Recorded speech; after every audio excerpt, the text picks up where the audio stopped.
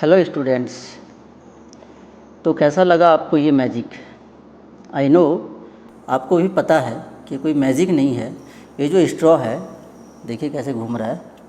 इसको मैंने पहले अपने शर्ट से रगड़ा था तो इसमें कुछ चार्ज आ गया। उसके बाद मैंने अपने हाथों को भी रब किया तो मेरे हाथों में भी कुछ चार्ज आ गया।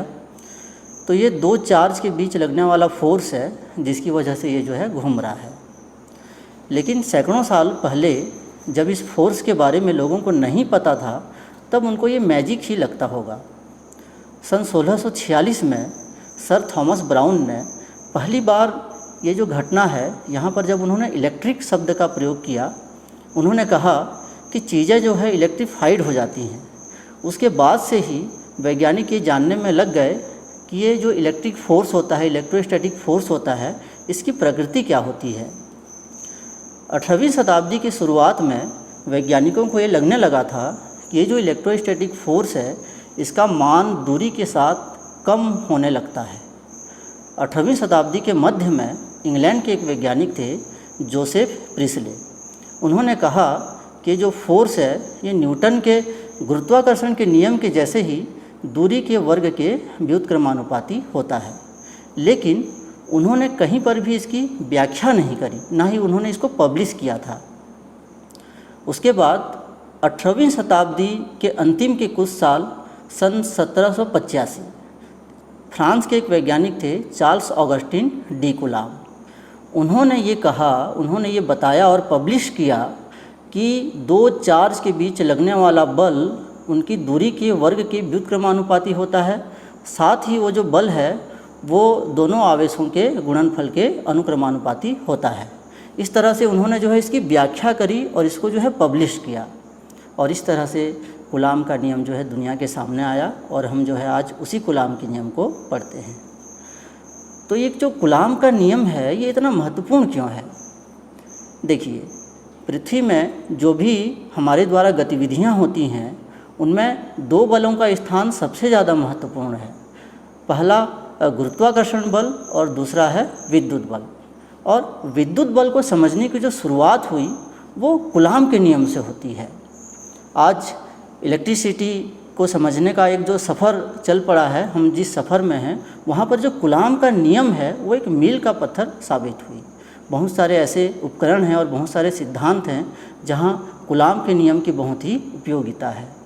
साथ ही जो परमाणु का जो संरचना है, परमाणु में प्रोटॉन के चारों ओर इलेक्ट्रॉन कैसे घूमते हैं और कैसे एक दूसरे से बंधे रहते हैं, इसको भी कूलाम के नियम की सहायता से समझा जा सकता है। तो इस तरह से कूलाम का नियम एक महत्वपूर्ण नियम है। तो चलिए हम जो है इस कूलाम के नियम के बारे में और विस्तार से पढ़ते हैं। इस नियम अनुसार दो बिंदु आवेशों के बीच लगने वाला बल उनकी दूरी के वर्ग के व्युत्क्रमानुपाती होता है तथा वह बल उन दोनों बिंदु आवेशों के गुणनफल के अनुक्रमानुपाती होता है। तो इसका सूत्र हम देखते हैं। यदि यहाँ पर एक बिंदु आवेश है Q1 और R दूरी पर एक अन्य बिंदु आवेश है Q2, तब इन दोनों आवेशों के बीच लगने वाला बल अनुक्रमानुपाती होगा दोनों आवेशों के गुणनफल के, और ये जो बल है ये व्युत्क्रमानुपाती होगा उनके दूरी के वर्ग के। यहाँ पर बिंदु आवेश का मतलब है कि एक बहुत ही छोटे से एरिया में छोटा सा चार्ज का होना। जैसे हम अगर 1 मीटर का एरिया ले लें, 1 मीटर का हम दूरी ले लें, 1-2 मीटर का, तो वहाँ पर जो 1 मिलीमीटर, मतलब ये जस्ट एक बिंदु लगा दें, 1 मिलीमीटर का जो गोला है वो है बिंदु आवेश होगा। लेकिन क्या एक फुटबॉल का जो साइज का जो चार्ज है, फुटबॉल के साइज में अगर चार्ज हम दें तो क्या वो बिंदु आवेश होगा? आप कहेंगे नहीं। लेकिन अगर हम दो फुटबॉल के साइज के चार्ज को 100 किलोमीटर की दूरी पर रख दें तो वहाँ पर वो फुटबॉल के साइज का चार्ज भी बिंदु आवेश होगा। तो बिंदु आवेश मतलब दूरी के मुकाबले में जो चार्ज का जो मान है उसका जो साइज है वो बहुत ही छोटा होना चाहिए। तो यहाँ पर इन दोनों को अगर हम मिला के लिखें तो ये हो जाएगा F proportional to Q1 Q2 by r square. यहाँ पर अगर हम बराबर करना चाहें तो एक नियतांक लगाएंगे K, जहाँ K एक अनुक्रमानुपाती नियतांक है, एक सार्वत्रिक नियतांक नहीं है। जैसे गुरुत्वाकर्षण का जो नियम है उसमें G सार्वत्रिक नियतांक होता था जिसका मान हर जगह समान होता था, लेकिन इसका जो मान है ये हर जगह समान नहीं होता है। ये निर्भर करता है कि जो दोनों आवेश हैं ये कहाँ पर हैं, पानी में हैं, मिट्टी में गड़े हुए हैं, या हवा में है या निर्वात में है। यदि ये दोनों आवेश हवा या निर्वात में है, वायु या निर्वात में है, तब जो K का मान होता है ये होता है 1/4 पाई एप्सिलॉन 0, या इसका न्यूमेरिकल वैल्यू 9 × 10⁹। इसका मात्रक हो जाएगा, ये आर स्क्वायर यहाँ जाएगा, ये न्यूटन है तो ये न्यूटन, और आर का मीटर होगा, गुणा हो जाएगा तो मीटर का स्क्वायर, और ये कुलाम ये भाग हो जाएगा, इधर जाके बटे में आ जाएगा तो कुलाम और कुलाम का वर्ग। तो इस तरह से ये उसका मात्रक होगा। यहाँ पर ये ध्यान रखने वाली बात है कि ये जो एप्सिलॉन 0 है ये एप्सिलॉन 0 है, एप्सिलॉन 0 पढ़ते हैं इसको वायु या निर्वात की विद्युतशीलता, इसको कहते हैं वायु या निर्वात की विद्युतशीलता।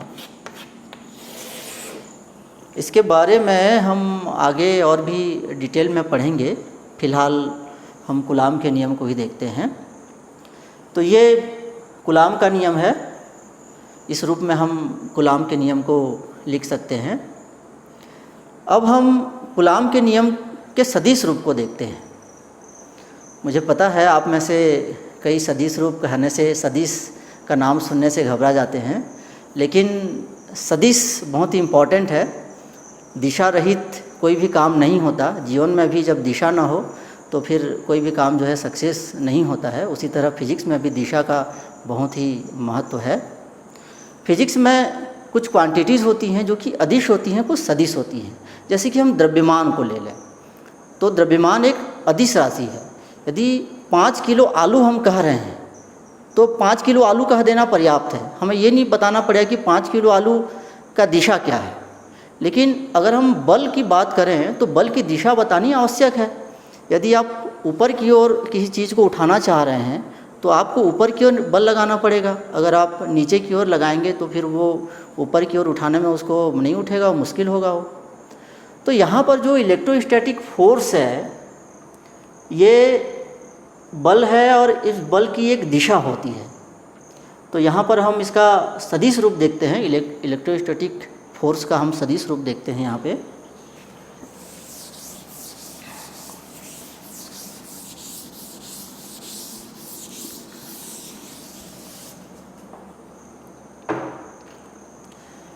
तो इसके सदिश रूप के लिए हम ये एक्सिस बना लेते हैं, 3 एक्सिस, एक्स, वाई और ये जेड।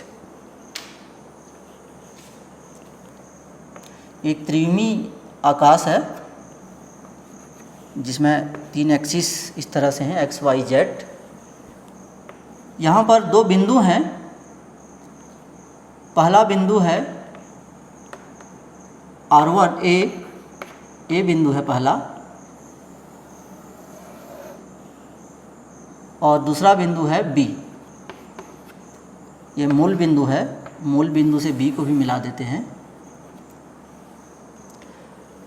यहाँ पर जो ओ ए जो सदिश है, ये सदिश को हम मान लेते हैं R1, और ओ बी जो सदिश है इसको हम मान लेते हैं R2। ये R1 जो है बिंदु ए का स्थिति सदिश है और R2 बिंदु बी का स्थिति सदिश है। स्थिति सदिश अर्थात वह सदिश जो कि किसी बिंदु की स्थिति को बताता है, और उसकी जो दिशा होती है वह मूल बिंदु से देखे जाने वाली दिशा होती है। जैसे ये जो सदिश है R1 की दिशा OA होगी और R2 की दिशा OB होगी, और स्थिति सदिश का जो परिमाण है वो मूल बिंदु से जो स्थिति वाली जो बिंदु है उसकी जो दूरी है वो दूरी उस स्थिति सदिश का परिमाण होता है, उसका वैल्यू होता है। यहाँ पर अगर हम A और B को मिलाते हैं तो एक विस्थापन सदिश बनता है। असल में यहाँ दो विस्थापन सदिश बनते हैं, पहला AB और दूसरा विस्थापन सदिश बनेगा BA। देखिए AB क्या होगा, AB होगा B का स्थिति सदिश मतलब R2 माइनस A का स्थिति सदिश R1। मतलब AB का अगर हम सदिश निकालें, AB सदिश निकालें तो ये प्रारंभ यहाँ से कर रहे हैं, अंत यहाँ पर कर रहे हैं, तो अंतिम स्थिति सदिश ऋण प्रारंभिक स्थिति सदिश अर्थात R2 सदिश ऋण R1 सदिश। उसी तरह BA में A अंतिम हो जाएगा तो A का स्थिति सदिश R1 और B का स्थिति सदिश R2। देखिए अगर हम 2 किलोमीटर के माइलस्टोन में हैं और चलते चलते हम पहुंच गए 6 किलोमीटर के माइलस्टोन में, ये A है और ये B है, तो AB क्या होगा, AB होगा 6 ऋण 2 बराबर 4। BA क्या होगा, BA होगा 2 ऋण 6 बराबर ऋण 4। तो AB और BA यहाँ पर दोनों बराबर होंगे लेकिन उनकी दिशा अलग अलग होगी, उनका जो परिमाण है बराबर होगा लेकिन दिशा अलग अलग होगी, इसीलिए यहाँ पर माइनस का एक फर्क है। तो इसी तरह यहाँ पर भी ये जो R2 माइनस R1 सदिश है ये बराबर होगा और अपोजिट होगा R1 माइनस R2 सदिश के। ध्यान रखिए ये जो सदिश है इस सदिश के बराबर और अपोजिट होगा, इसीलिए यहाँ पर माइनस चिन्ह है।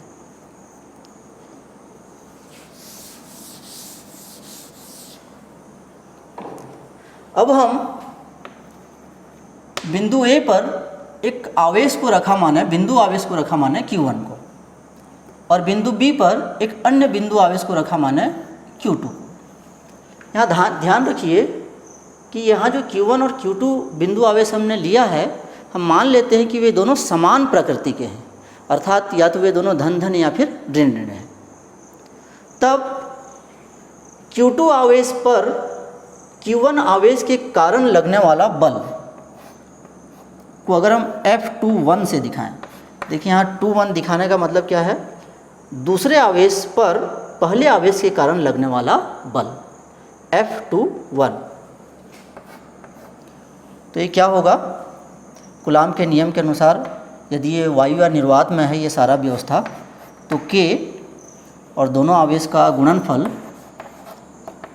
बटे ये जो दूरी है उसका वर्ग, Q1 से Q2 के बीच की दूरी, तो इसकी दूरी क्या होगा, AB सदिश या BA सदिश का जो परिमाण है वो दूरी होगी।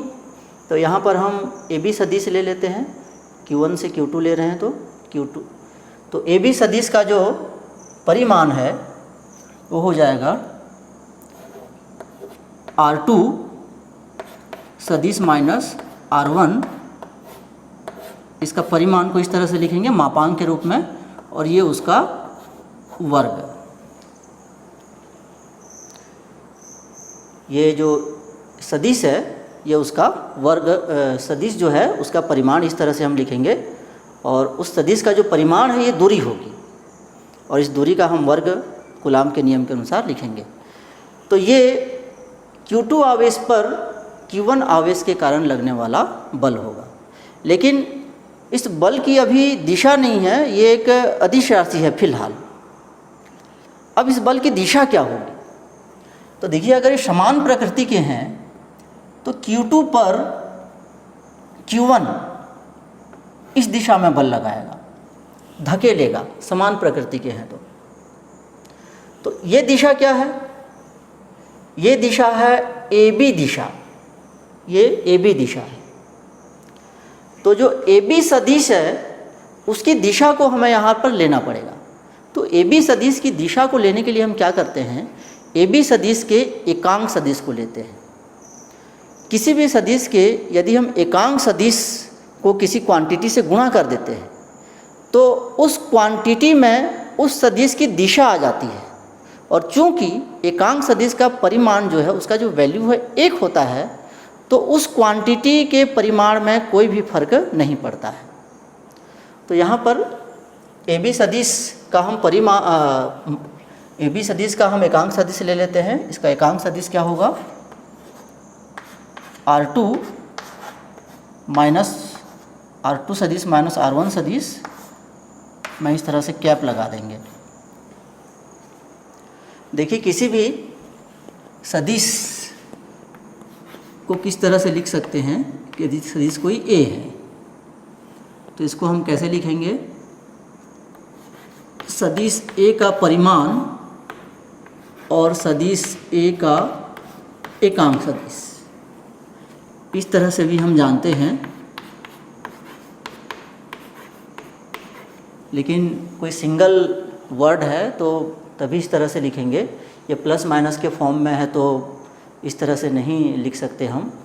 उस कंडीशन में हमें ये ऊपर में जैसे लिखे हैं वैसे ही लिखना पड़ेगा। जैसे कि R2 सदिश माइनस R1 सदिश है तो इसको हम लिखेंगे R2 सदिश माइनस R1 सदिश का परिमाण, जैसे यहाँ पर लिखे हैं, और R2 सदिश माइनस R1 सदिश के परिमाण में इस तरह से कैप लगा देंगे। तो इस तरह से हम किसी सदिश को उसके परिमाण और एकांक सदिश के रूप में व्यक्त कर सकते हैं। इसी तरह से F12 अर्थात पहले आवेश पर दूसरे आवेश के कारण लगने वाला बल, Q1 पर Q2 के कारण लगने वाला बल, Q1 पर 1 पर 2 के कारण लगने वाला बल। तो ये क्या हो जाएगा? K और वही Q1 Q2। अब यहाँ पर ये दूरी जो BA सदिश है उसका परिमाण ले लेंगे। ये जो BA सदिश का परिमाण क्या होगा? R1 सदिश माइनस R2 सदिश, और इस तरह से उसका परिमाण मतलब उसका मापांक और इसका वर्ग। ध्यान रखिए यहाँ पर जो AB सदिश BA सदिश दोनों का जो परिमाण है वो इक्वल है, कोई भी फर्क नहीं है उसके परिमाण में। चाहे आप R2 सदिश माइनस R1 सदिश लीजिए, R1 सदिश माइनस R2 सदिश लीजिए, दोनों ही परिमाण इक्वल है, क्योंकि आप AB सदिश का परिमाण भी ये दूरी आएगी, BA सदिश का परिमाण भी ये दूरी आएगी।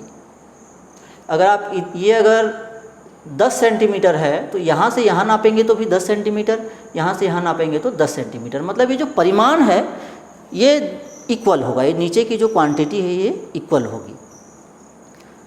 अब इसकी दिशा क्या होगी? अर्थात ये Q1 पर जो Q2 बल लगा रहा है इसकी दिशा क्या होगी? जो Q2 भी Q1 को ऐसे धकेलेगा, समान प्रकृति के हैं तो इधर धकेलेगा। किस दिशा में धकेलेगा? BA दिशा में। देखिए BA दिशा में धकेलेगा। तो BA दिशा क्या होगी? BA दिशा होगी ये जो BA सदिश है, मतलब R1 सदिश माइनस R2 सदिश का एकांक सदिश। तो इसका एकांक सदिश को कैसे लिखेंगे? R1 सदिश माइनस R2 सदिश का एकांक सदिश, इसका एकांक सदिश। तो यहाँ एकांक सदिश को लिख दिए, मतलब ये जो क्वांटिटी है इसकी दिशा ये BA दिशा हो गई।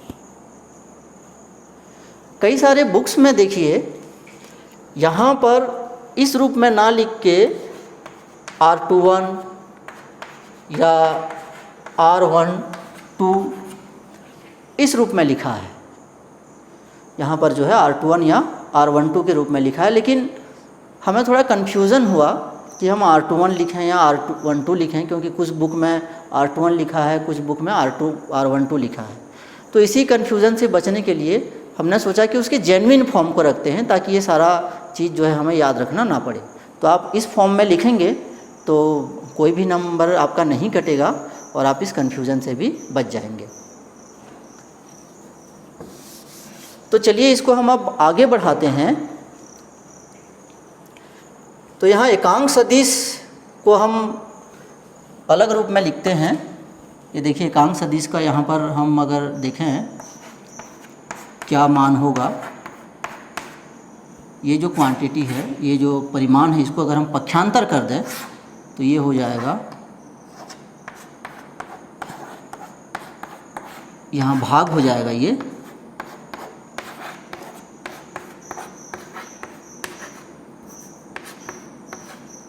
तो ये जो एकांक सदिश है R2 सदिश माइनस R1 सदिश, जो एकांक सदिश है ये इतना होगा अगर इसको हम पक्षांतर कर दें तो ये एकांक सदिश जो है इसको हम इस रूप में अगर हम यहाँ पर लिखें तो क्या मिलेगा हमें कि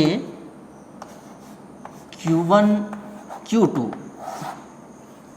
और ये ज्यों का त्यों रहेगा, R2 सदिश माइनस R1 सदिश के परिमाण का वर्ग। अब यहाँ पर ये जो एकांक सदिश है उसके बदले हमें ये लिखेंगे, R2 सदिश माइनस R1 सदिश बटे R2 सदिश माइनस R1 सदिश का परिमाण। ये देखिए इसको हमने यहाँ लिख दिया, इसका जो वैल्यू है। उसी तरह से R1 सदिश माइनस R2 सदिश का जो एकांक सदिश है उसको भी हम इसी फॉर्म में लिख सकते हैं। तो ये क्या हो जाएगा, Q1 Q2 बटे यहाँ पर ये R1 सदिश ऋण R2 सदिश के परिमाण का वर्ग है, और इसलिए जो एकांक सदिश है ये हो जाएगा R1 सदिश माइनस R2 सदिश बटे R1 सदिश माइनस R2 सदिश का परिमाण। देख लीजिए ये जो है R1 सदिश माइनस R2 सदिश का जो एकांक सदिश है वो इस तरह से होगा, बिल्कुल इसी तरह से उसको भी हम निकाल सकते हैं। तो ये जो है इस रूप में ये हो जाएगा। थोड़ा इसको मिटा देते हैं जगह बनाने के लिए। इसको याद रखना है कि एकांक सदिश का वैल्यू क्या होता है, यहाँ से निकाले थे हमने। अब ये दोनों गुणा हो जाएगा तो ये हो जाएगा कि Q1 Q2 बाई ये परिमाण का वर्ग है और यहाँ परिमाण का घात 1 है, तो कुल मिला के हो जाएगा परिमाण जो है R2 सदिश माइनस R1 सदिश के परिमाण का त्रिघात। और क्या बच गया, ये बच गया हमारे पास। तो इसको हम यहाँ लिख देंगे R2 सदिश माइनस R1 सदिश, ये जो मूल सदिश है ये भी इसी तरह से कि Q1 Q2, अब ये R2 सदिश माइनस ये R1 सदिश, R1 सदिश माइनस R2 सदिश का यहाँ पर भी त्रिघात होगा, इसका और इसका वर्ग और इसका घात 1 है तो त्रिघात हो गया। और यहाँ भी बच जाएगा ये R1 सदिश माइनस R2 सदिश। ये समीकरण नंबर 1 दे दीजिए, इसको समीकरण नंबर 2 दे दीजिए। तो ये कूलाम के जो नियम है उसका ये सदिश रूप है, मतलब ये जो Q1 चार्ज पर Q2 चार्ज और Q2 चार्ज पर Q1 चार्ज किस दिशा में बल लगा रहा है, ये दिशा सहित ये जो है उसका मान है। यहाँ पर देखिए जैसे कि हमने चर्चा करी थी कि नीचे की जो राशि है ये परिमाण है, मतलब ये नीचे की राशि इक्वल है। ये दूरी है ए से बी या बी से ए दूरी लो, इक्वल है, और ये दूरी का त्रिघात है, उसका परिमाण मतलब दूरी। तो ये इक्वल है, नीचे की जो राशि है। Q1 Q2 दिख ही रहा है बराबर है, K भी बराबर है, सेम चीज़ है। तो कहने का मतलब ये क्वांटिटी और ये क्वांटिटी आपस में बराबर है। ये देखिए, ये क्वांटिटी और ये क्वांटिटी जो है आपस में बिल्कुल बराबर है। अब ये बच गया, तो यहाँ पर ये जो सदिश है R2 सदिश माइनस R1 सदिश और R1 सदिश माइनस R2 सदिश, ये सदिश भी बराबर है, केवल माइनस साइन का फर्क है। तो यहाँ पर हम R2 सदिश माइनस R1 सदिश के बदले में यदि हम माइनस R1 सदिश माइनस R2 सदिश लिखें, इसके बदले में इसी को लिखें माइनस लगा के, तो कुछ इस तरह से हम लिख सकते हैं। देखिए यहाँ पर F21 बराबर F12। देखिए, अगर हम इसके बजाय हम इसको लिखें माइनस लगा के, तो ये जो हमारा F21 होगा ये F12 के बराबर होगा, लेकिन अपोजिट होगा। तो यहाँ पर देखने में ये आ रहा है कि ये जो कूलाम का जो नियम है, ये न्यूटन के जो तीसरा नियम है, गति का जो तीसरा नियम है, क्रिया प्रतिक्रिया की, एक क्रिया बल कहीं लगता है तो उसके अपोजिट और बराबर जो है प्रतिक्रिया बल भी लगता है, उसी के ये अनुरूप है। साथ ही अगर हम कूलाम के नियम का गुरुत्वाकर्षण बल से थोड़ा सा तुलना करें, तो पहली चीज़ तो कूलाम का जो बल है वो गुरुत्वाकर्षण बल से बहुत ज़्यादा स्ट्रांग होता है, बहुत ही ज़्यादा स्ट्रांग होता है, जिसके बारे में हम आगे चर्चा भी करेंगे और इसकी तुलना भी करेंगे। और ये जो कूलाम का जो बल है ये गुरुत्वाकर्षण बल के जैसा ये केंद्रीय बल है। जैसे गुरुत्वाकर्षण बल में दो पिंड होता है और दोनों पिंड का जो केंद्र है उसको मिलाने वाली रेखा के अनुदिश गुरुत्वाकर्षण बल कार्य करता है, वैसे ही यह भी दो बिंदु आवेशों को मिलाने वाली रेखा के अनुदिश कार्य करता है। तो गुरुत्वाकर्षण बल के जैसा ही यह एक केंद्रीय बल है। लेकिन इन दोनों में एक असमानता ये है कि गुरुत्वाकर्षण बल केवल आकर्षण बल होता है, लेकिन कूलाम का जो बल है इसमें आकर्षण भी हो सकता है। अगर असमान प्रकृति के आवेश हैं तो आकर्षण होगा, लेकिन अगर समान प्रकृति के आवेश हैं तो उनमें प्रतिकर्षण भी होगा, जो कि गुरुत्वाकर्षण के बल में नहीं होता है।